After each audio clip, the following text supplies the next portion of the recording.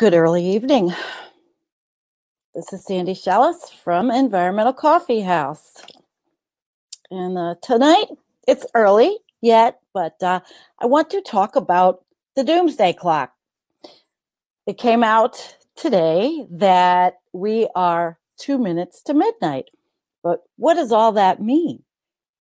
Well, I decided that we would look at the website, specifically the Bulletin of the Atomic Scientists, and look at some things that other people don't. Specifically, what is and what do these atomic scientists and nuclear scientists, what do they do? What's their job outlook like? Why are they doing this? So I'm going to start out with something that is mainstream EcoWatch for us. They started out this. Everybody's got the story. Everybody has the story today, but the clock is now 2 minutes to midnight, based on predictions of the Bulletin of Atomic Scientists, a nonprofit organization that informs the public about threats to its survival due to nuclear threats, emerging technologies, and climate change. No laughing matter, not at all. So this is the closest the clock has ever been to doomsday, and as close as it was in 1953, at the height of the Cold War. It's kind of scary, but instead of being frightened, we'll put it in perspective. And I'll give you a little sidebar here. Of course, it's political. And as I was on Twitter looking at comments and things people had to say, the one that struck me, which is probably the comment that'll ripple through the Fox television wing of our country. His name was President Alien on Twitter. Quote, "Libtards trotted out their doomsday clock and concerned scientists earlier today for a photo op." Now, I will tell you that is going to be the prevailing wisdom on that end of the spectrum. I'll just let you know. Let me say hi. Hi, Jean, and hi, Kim. Give you a couple of shouts. And hey, Karen, and hey, Pat, this is cool. Everybody's with me. We'll get going on this stuff. Okay. Let me see. All right. Well, here we go. I'm going to bring you to the Bulletin of Atomic Scientists. It is actually a really cool website. I'm going to say, wait, a quick hello, because it's Steve. It's cool. Okay. Yeah, Jean says a bunch of overgrown children about the Twitter, the calling the libtards, trotting us out. See, well, they'll be the last, we'll laugh last. Somewhere, wherever we are, right? Okay, so here we are, the timelines. 2 minutes to midnight, and this is right off their website. 2018. The failure of world leaders to address the largest threats to humanity's future is lamentable, but that failure can be reversed. It is 2 minutes to midnight, but the doomsday clock has ticked away from midnight in the past. And during the next year, the world can again move it further from apocalypse. The warning the Science and Security Board now sends is clear. The danger, obvious and imminent. The opportunity to reduce the danger is equally clear. The world has seen the threat posed by the misuse of information technology and witnessed the vulnerability of democracies to disinformation. But there is a flip side to the abuse of social media. Leaders react when citizens insist that they do so. And citizens around the world can use the power of the internet to improve the long-term prospects of their children and grandchildren. They can insist on facts and discount nonsense. They can demand action to reduce the existential threat of nuclear war and unchecked climate change. They can seize the opportunity to make a safer and saner world. So we go to the full statement. That's pretty strong. It's pretty strong. And the president and CEO starts out that he says this year just past proved perilous and chaotic, a year in which many of the risks foreshadowed in their last clock statement came into full relief. 2017, we saw reckless language in the nuclear realm heat up already dangerous situations and relearned that minimizing evidence-based assessments regarding climate and other global challenges does not lead to better public policies. It does not. It is not happening. You know, the first little piece I read was optimistic. Can we change? You can't lose it completely. You just can't lose it. You can't give up. There's a bill. Segue into that. HR 669 in the United States, S200. This bill has been introduced to prevent the president from launching a nuclear strike without congressional authorization. So there are people in our Congress that are seriously concerned about what can happen as a result of trigger figure, you know, and a lot of people do not trust the president of the United States. History has had its share of Trumps, but no one possessed nuclear weapons. That was another quote, and an unattributable quote to the situation we have at hand, where no one seems to trust this man with our nuclear arsenal. And if the Republicans do, or the people on the right, or whoever it is, they're lying. They've got to be lying. It's just so evident that he's unstable. I'm going to read this little editor's note too, because it gives us a little bit more insight into these people. It was founded in 1945 by the University of Chicago scientists who had helped develop the first atomic weapons in the Manhattan Project. The Bulletin of the Atomic Scientists created the Doomsday Clock 2 years later using the imagery of apocalypse, which is midnight.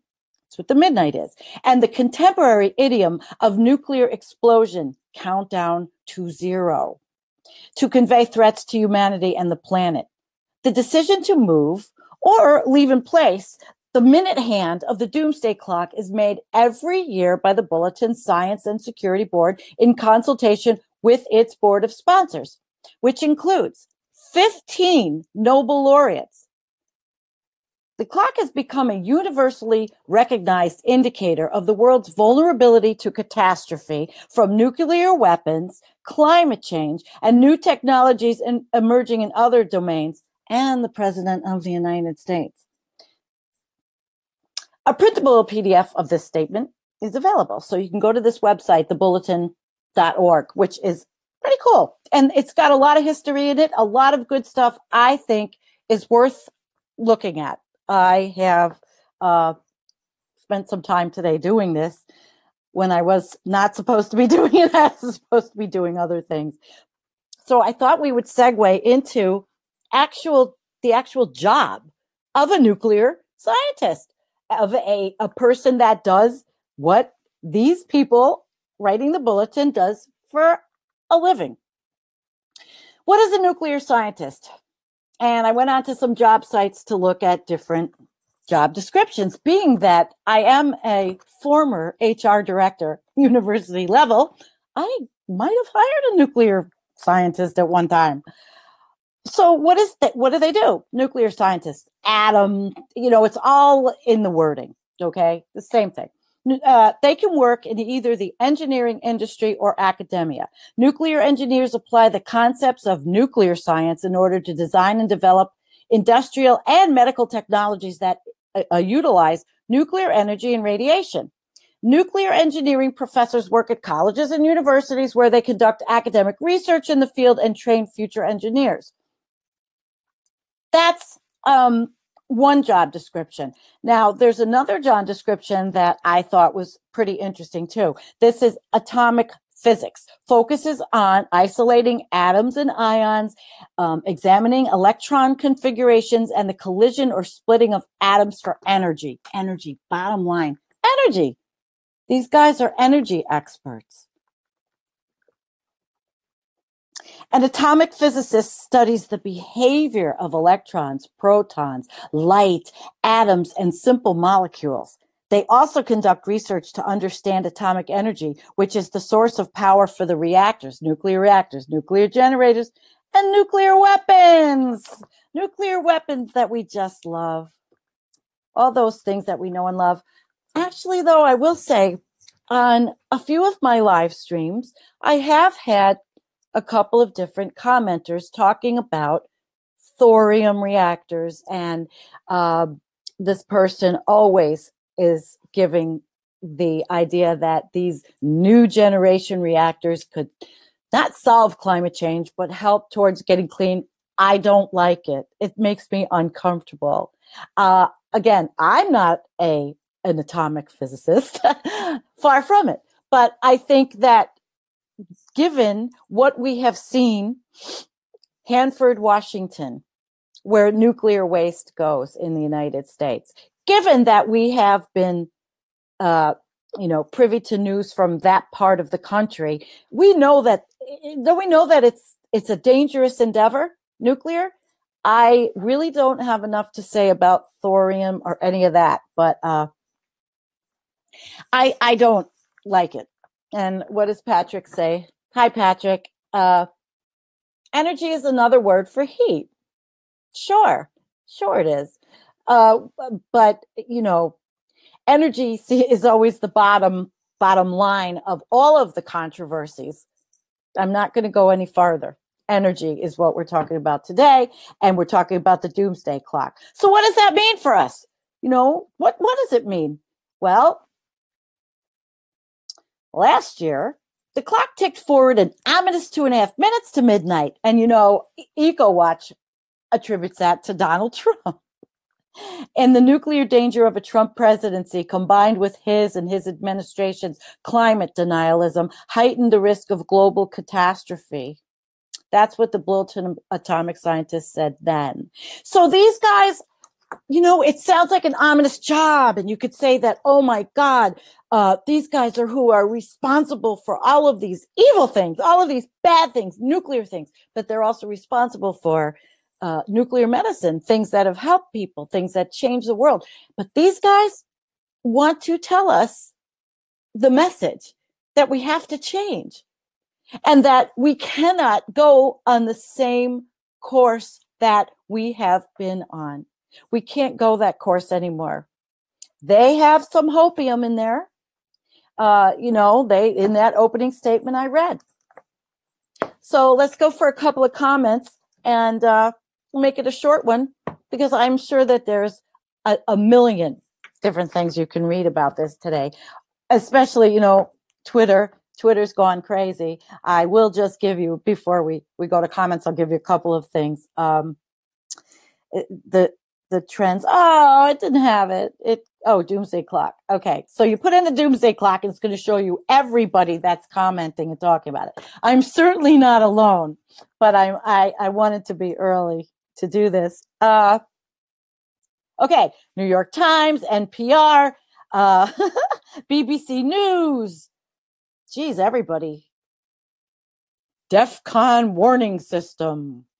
Oh, they say the Doomsday Clock is politically biased, therefore we place no value in its estimates. Oh boy, that's you have a field day with these things. But unfortunately, it is all 100% serious, and I think we need to listen to these people. Joe says, no nuclear plant should be built before the permanent site has been developed for storing nuclear waste. Well, I don't know, Joe. I don't know. I of course. And okay, Rick says fear. Okay, let's talk about that.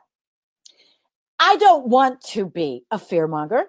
These guys are telling us that we need to do things differently, right? Rick says, you know, he had said fear, fear, fear. Of course, these things happen. They're going to make it fearful. I remember during the election when people were talking about Trump fear porn, they called it. And everything awful about Trump has come true, unfortunately. I think that we all just have to take these things and work with them locally and take them seriously. Understand that we can only make changes where we are.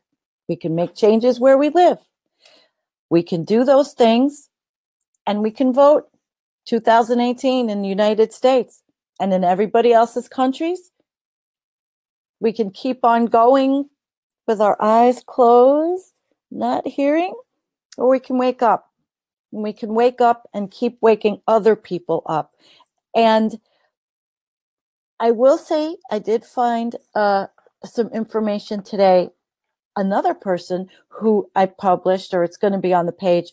I don't have her name in front of my head. I'll see if I can look it up. She's also talking about the same types of things that I'm talking about, and others like Carolyn Brunner talking about having, and Dean, I don't have it, but I'll find it, talking about having that climate change conversation.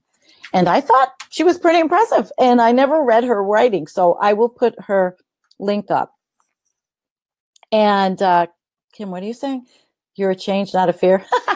Only becomes a fear if we accept. Exactly. You know, I read all this stuff every day. And like Hambone Littletail, he does too. And a lot of commentators. Red Llama, Kevin. We read and we talk about a lot of this very, very, very serious matter. Fear, I don't know if it's a function of age.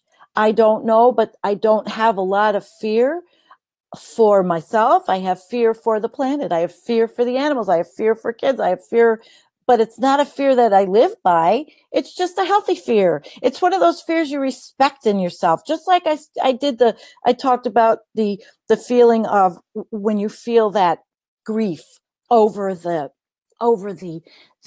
state of wildlife, let's say, you know, that grief, you have to hold on to that grief, and you have to make that grief work for you. And don't let it set you down. Don't let it stop you. I have to take my own advice. This has been a tough week for me. You know, tromping through that goddamn backyard with all that water, worrying about those things, you know, 6 months of shit, tornado, broken trees, crap, but I'm not going to make me fall down. And lately, I'm going to tell you, it's been a little tough.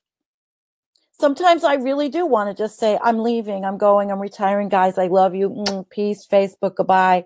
Because it's not easy doing this, and Facebook censorship, and, you know, it isn't. This is not easy. And all of us that do this understand it. But what keeps us coming back to talk about these things like the Doomsday Clock and put it into perspective as part of the roadmap to follow, it's you.